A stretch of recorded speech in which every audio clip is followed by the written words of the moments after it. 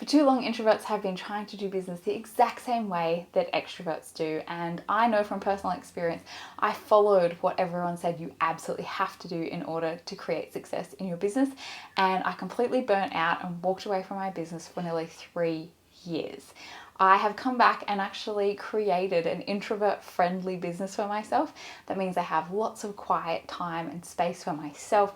I have lots of creative time. I have naps during the day. I have so many things set up to support me as an introvert in business.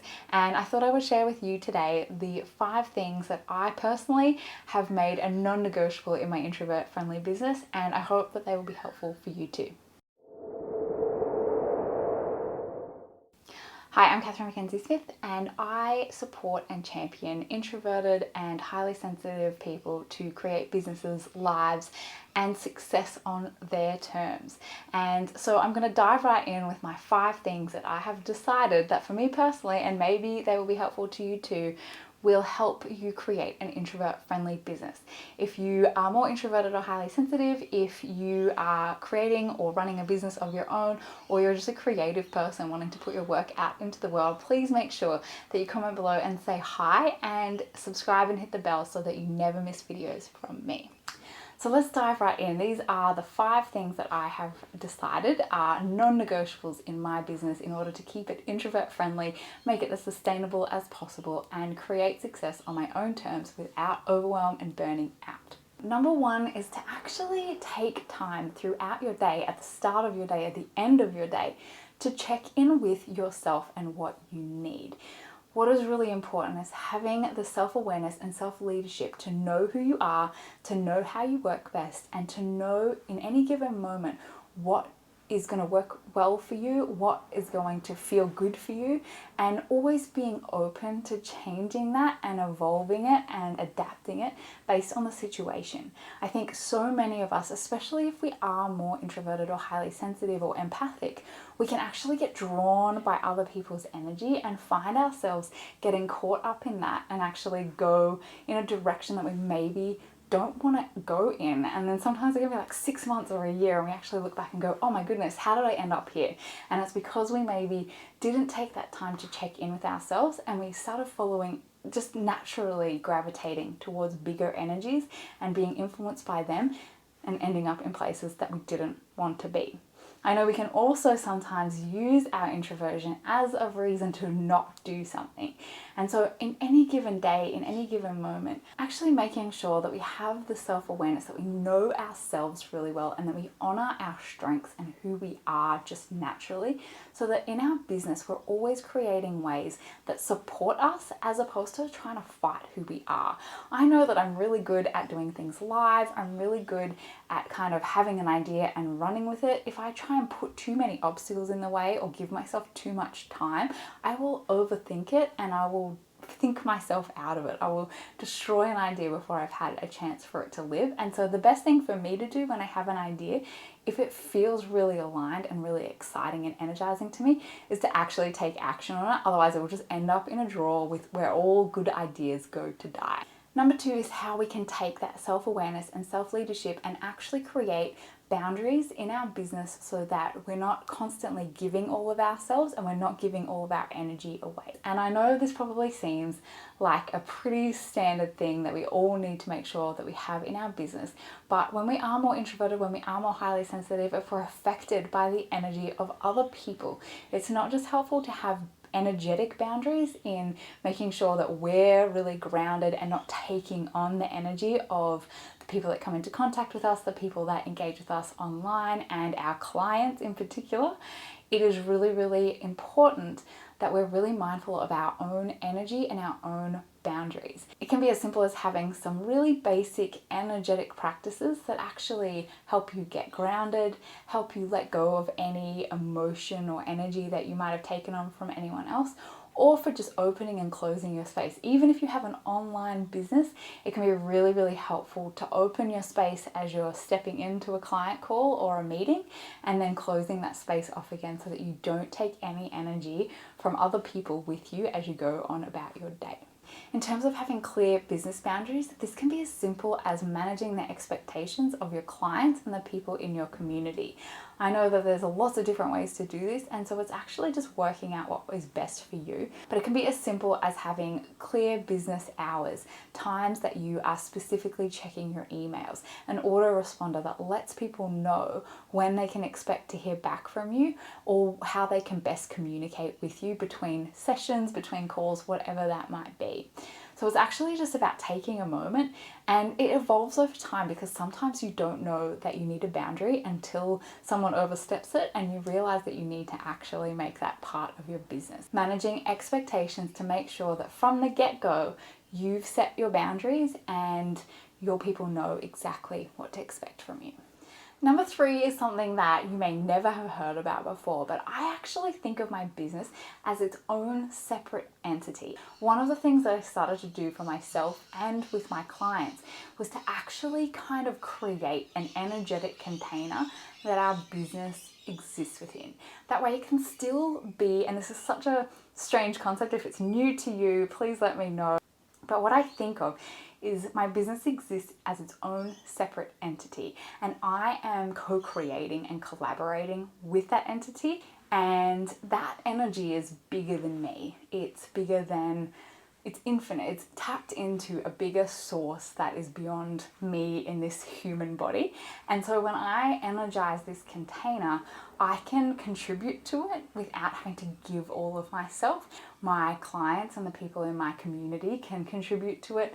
But to actually sit with that energy and it not be part of myself means that I don't get as drained or as overwhelmed by making decisions or doing things in my business. I have found it to be so helpful to get out of my head, to stop making everything so personal and take all of my human messiness and mess with the pure energy that is the heart and soul of my work, and actually allow it to kind of be its own thing that doesn't require me giving all of myself in order for it to exist in the world, in order for it to impact other people. You know, I like the idea of being able to post things online, being able to share things, being able to create videos, and then go back about my day. And it just exists out there in the online world while I'm kind of behind the scenes doing other stuff. I'm taking a rest or taking a break, or I'm working with my clients or creating something new. Number 4 is one that I resisted for a really long time. I am highly sensitive, I'm highly intuitive, and I always loved the idea of operating my business from a place of just flowing into what felt good, what I felt like I needed to do today, what my next decision was, all just going with what my intuition was guiding me towards.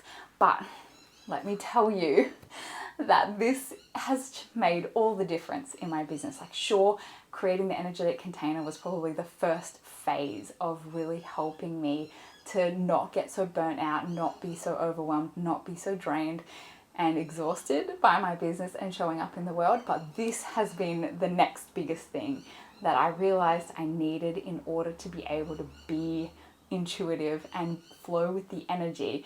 I needed to have systems and structures and foundations in place. And I know for many of us that is not something that feels controlling and it feels too much pressure and too structured. But the way that I've been describing it to people for the last couple of years is, if you think of a body of water like a river or a stream, if that river breaks its banks, it just goes everywhere and creates chaos. It floods out everything, it destroys everything in its path, and it just goes everywhere. If that river has strong banks, strong foundations, it can flow in an efficient and in a really powerful way. And that is how I've changed my mindset around having foundations, having systems in my business. Every day I get to get up and I get to be guided by my intuition and what feels like what I want to do for the day. But I have systems, I have structure behind my business, I have things automated, I have stuff set up that means that I can be in my flow state, but not be in the chaos and destruction of not having that foundation. That means that things are automated and happen behind the scenes so I can go and be messy and creative and in that flow state. it has made such a difference in my business. Having things like autoresponders, having systems set up that mean that it takes people on a journey without me having to do every single piece, which I will usually forget how to do or forget to do because I'm be over here creating something and then be like, oh no, I needed to send these emails and do these things. And so having that structure has allowed me to be more myself. It's allowed me to show up better for my clients because they have the structured, automated stuff in place, and then I can show up 100% as who I am in our sessions. And honestly, if you don't have structures and foundations in your business, I highly recommend them. And number 5 is something that might seem totally counterintuitive for introverts in business, because the online world has told us that introverts don't like people, we prefer to be alone, and we're kind of an island in the online space. And I can tell you that having an inner circle of support is the thing that has kept me going in my business. It's the thing that on those days where everything feels too hard, having a support system in place that I can check in with, that I can tell all of my worries to, that I can vent to, that I can brainstorm with, has meant that it actually gets it out of my head and allows me to get some perspective about all the things that I'm overthinking or all the things that I'm worrying about in my business. Having business besties, having an inner circle, a tight-knit group of friends, of supporters, of clients means that it is so much easier because you have that support, but you also have people who are actively cheering you on, who want to see you succeed and are happy to share your work out into the world so that you don't always have to do it. If you can create a really tight community where you offer value, where you show up, where you create those deep and meaningful connections as an introvert in business, you may have to do it one-on-one, one person at a time, you will start to see the ways that that pays off and comes back and keeps you going and energizes you and allows you to support and cheer on other people as well. 100% it is the thing that on those days where I just want to crawl away and hide from the world, because some days it's hard. It's a roller coaster.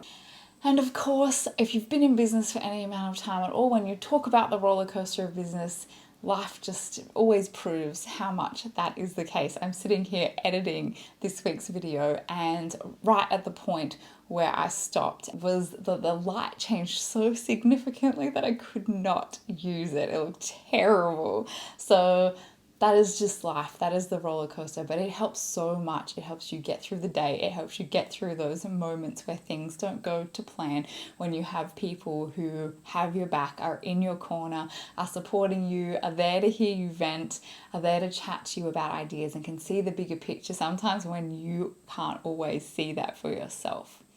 And while we're at this point, I want to give a shout out to 2 of my inner circle, 2 community members who commented last week, and I couldn't choose between you because I love you both equally. So my shout out this week is to Janelle from Sweet Designs International. Janelle is a graphic designer. You can find her at Sweet Notes International on Instagram. And Kat at Red Ink and Coffee, who is a virtual assistant for authors. So go check them out, say hi, let them know that I sent you. And if you want a shout out or the chance to be in the winning for maybe mystery giveaways, who knows what is going to happen from week to week around here, please comment below, say hi, and please let me know which one you found the most helpful, or if there is anything that I mentioned today that you're going to really pay attention to and start thinking about next time you're working on your business.